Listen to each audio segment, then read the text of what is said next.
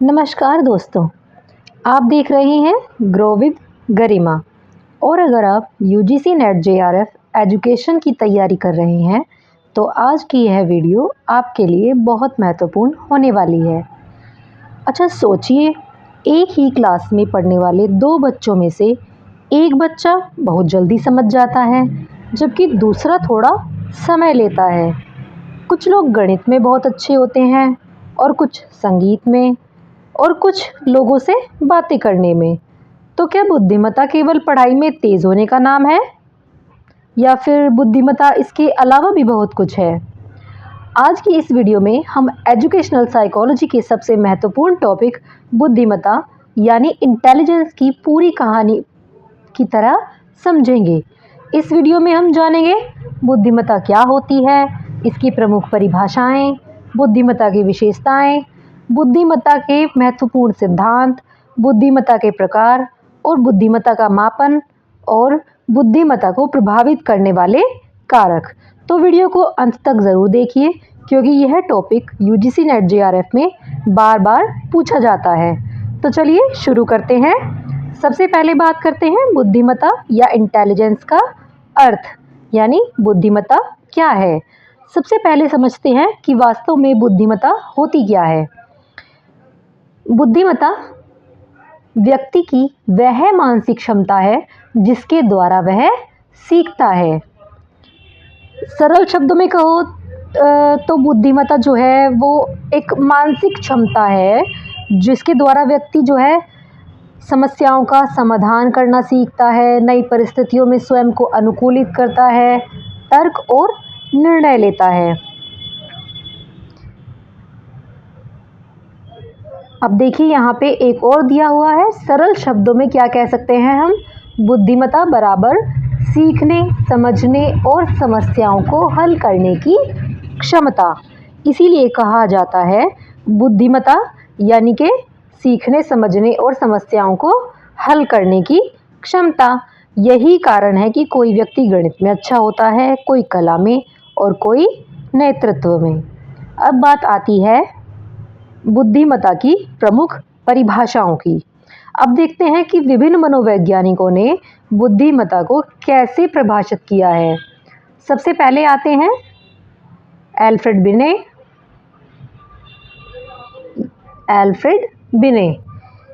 अब इनके अनुसार बुद्धिमत्ता क्या होती है,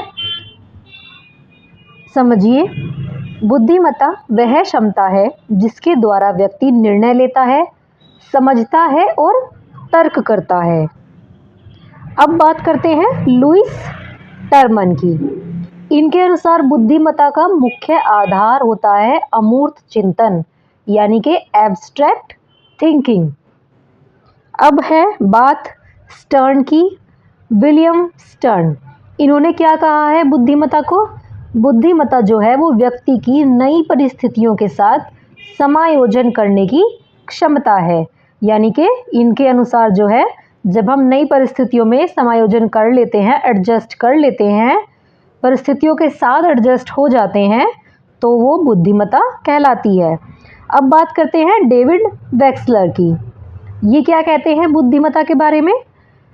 इनका कहना है बुद्धिमत्ता व्यक्ति की उद्देश्यपूर्ण कार्य करने, तार्किक सोचने और वातावरण से प्रभावी ढंग से निपटने की समग्र क्षमता है।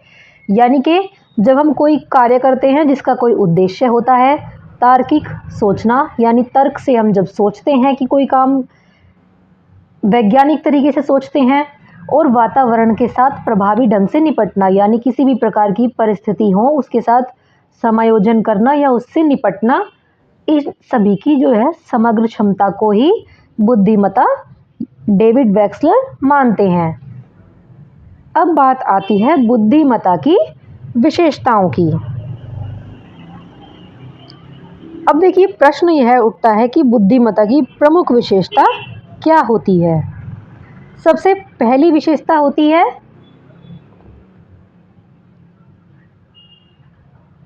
कि बुद्धिमत्ता जन्मजात और अर्जित दोनों का मिश्रण है।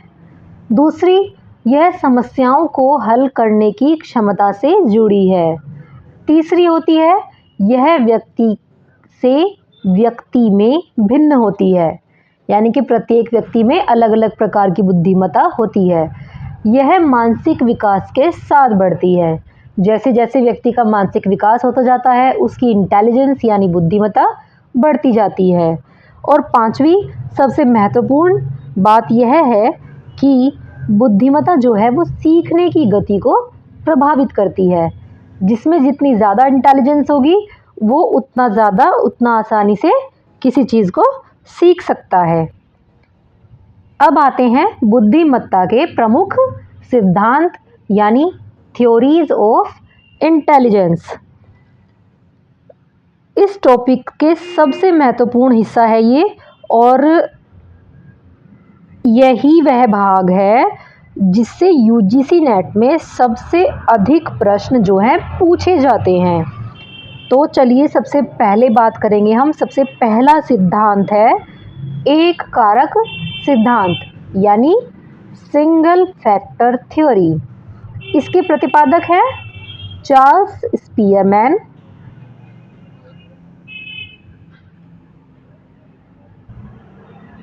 देखिए चार्ल्स स्पीयरमैन का नहीं है, चार्ल्स स्पीयरमैन से पहले के मनोवैज्ञानिक ने दिया था ये।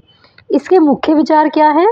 इस सिद्धांत के अनुसार बुद्धिमत्ता एक ही सामान्य क्षमता होती है और व्यक्ति की सारी मानसिक क्रियाएं उसी एक क्षमता पर आधारित होती हैं। अब इसकी एक आलोचना भी हुई है कि यह सिद्धांत जो है बहुत सरल है और बुद्धिमत्ता की जटिलता को नहीं समझता है या नहीं समझाता है। अब बात करते हैं द्विकारक सिद्धांत की यानी टू फैक्टर थ्योरी की। इसके प्रतिपादक हैं चार्ल्स स्पीयरमैन। अब स्पीयरमैन ने बुद्धिमत्ता को दो प्रकार यानी दो भागों में बांटा है। पहली है सामान्य बुद्धि यानी जी फैक्टर जिसे कहते हैं ये, और दूसरी है विशिष्ट बुद्धि यानी एस फैक्टर। अब देखिए सामान्य बुद्धि के बारे में बात करें तो सामान्य बुद्धि क्या है? चार्ल्स स्पीयरमैन के अनुसार यह सभी कार्यों में काम करती है और हर व्यक्ति में अलग स्तर की होती है। अब विशिष्ट बुद्धि की बात करें तो किसी विशेष कार्य के लिए होती है, जैसे गणित या संगीत। सामान्य बुद्धि को ये क्या कहना चाहते हैं? जैसे हम अपने जो सभी लोग डेली के काम करते हैं तो ये सभी में सामान्य बुद्धि है। और विशिष्ट यानी कि कोई व्यक्ति किसी एक खास विषय में जीनियस है, गाने में, गणित में, संगीत में, किसी भी तरीके की एक विशेषता लिए हुए है तो वो एक विशिष्ट बुद्धि कहलाती है। और इसीलिए इस सिद्धांत को G+S सिद्धांत भी कहा जाता है। अब आगे चलते हैं। आगे आता है हमारा बहुकारक सिद्धांत यानी मल्टी फैक्टर थ्योरी। इसके प्रतिपादक हैं एडवर्ड थॉर्नडाइक। एडवर्ड थॉर्नडाइक के अनुसार जो है बुद्धिमत्ता कई छोटी छोटी क्षमताओं का समूह है, कोई एक सामान्य बुद्धि नहीं होती है। थॉर्नडाइक ने बुद्धिमत्ता के 3 प्रकार बताए हैं।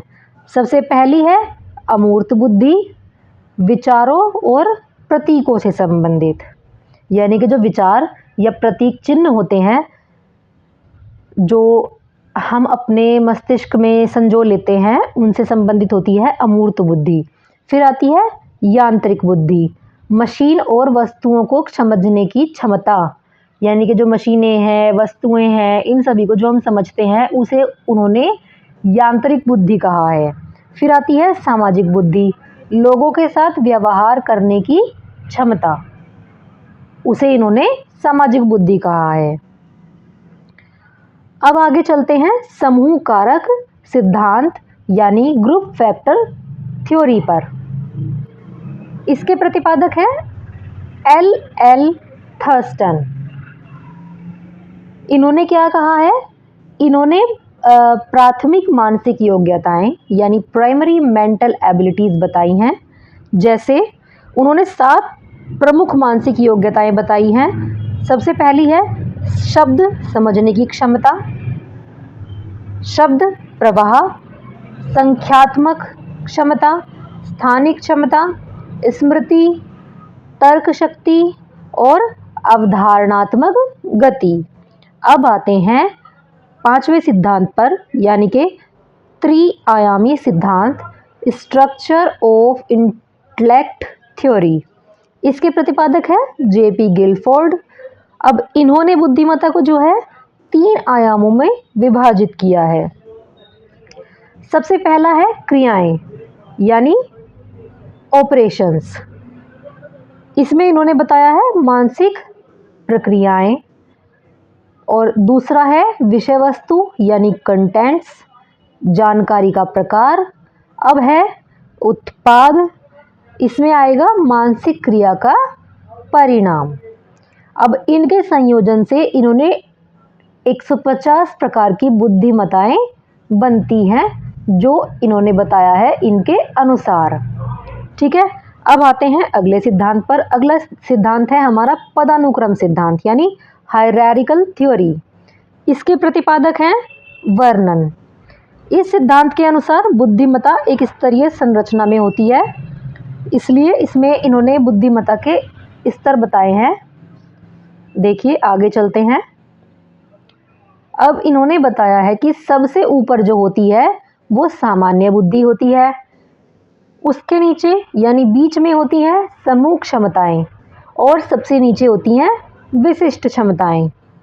ये इन्होंने हायरार्किकल थ्योरी बताई है बुद्धिमत्ता की। जैसे ऐसे पिरामिड बनाते हैं ना हायरार्किकल थ्योरीज के लिए, ऐसे करके, और यहाँ सबसे नीचे आएंगी विशिष्ट क्षमताएं हैं, और यहाँ पे समूह क्षमताएं आएंगी, और यहाँ पे आएगी सामान्य बुद्धि। अब अगले पर चलते हैं। अगला सिद्धांत है हमारा त्रिआयामी बुद्धिमत्ता सिद्धांत, यानी ट्रायरिक थ्योरी। इसके प्रतिपादक हैं रॉबर्ट स्टर्नबर्ग। अब इन्होंने जो है बुद्धिमत्ता के 3 प्रकार बताए हैं। इन्होंने 3 प्रकार की बुद्धि बताई है। पहली है विश्लेषणात्मक बुद्धिमत्ता।